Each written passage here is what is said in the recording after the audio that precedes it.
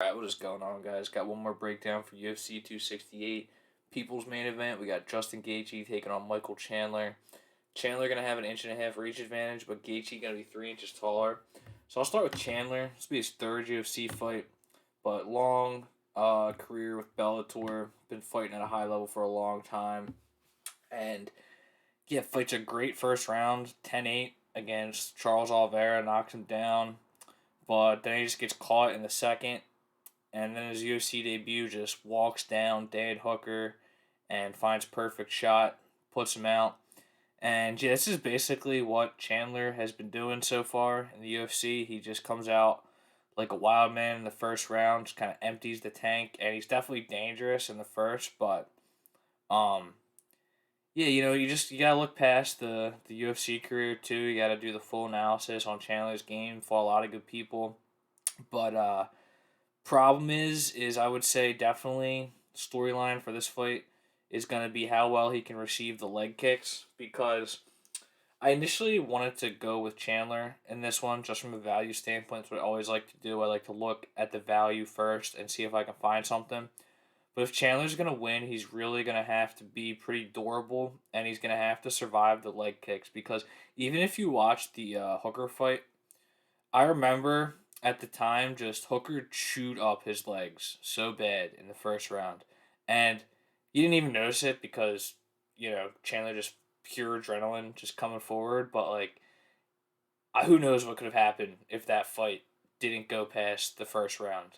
He could have sat down at the corner and just really started feeling it on his legs, because Hooker landed so many leg kicks in a short period of time.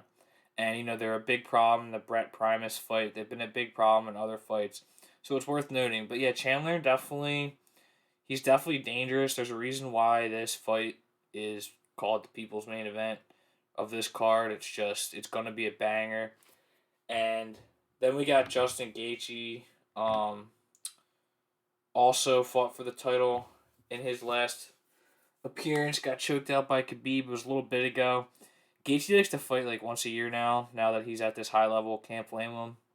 But I mean, who could forget the fight with Tony Ferguson? This is when Justin Gaethje really broke out. I mean, he was always popular amongst fight fans, but that was just a performance that, like, I still can't believe it happened. He just killed Tony, basically, kind of like made Tony washed. It feels like that was like the end of Tony's career.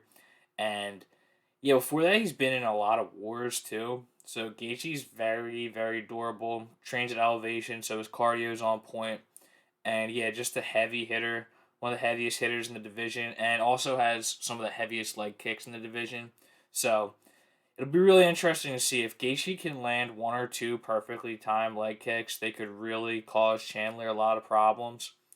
And so for this one, like I said, I initially wanted to pick Chandler, but I just can't do it. He's been knocked out a couple times, whereas Gaethje has also, and he's been in a couple of these wars, which is why I initially wanted to really give this one an extended look. Like I figured, like, are we just overrating Gaethje because of the past couple of years? I don't want to call him overrated, but just like for this matchup, is it a little too much of a Husky favorite? And I do think for the money line, I'm not going to make a bet on Gaethje, but I did make a bet on Gaethje by KO. I just like him to get the finish here. I just think Chandler is going to present himself to the knockout. And if Chandler can't get him out of there in the first, I think it's going to be bad. Because I don't see Chandler winning a decision, because Gaethje's just got better cardio. And if Chandler fades hard after just, emptying the tank, I think we're going to see a Gaethje KO. I think he's just more durable. He's got the better cardio, and he's a heavier hitter.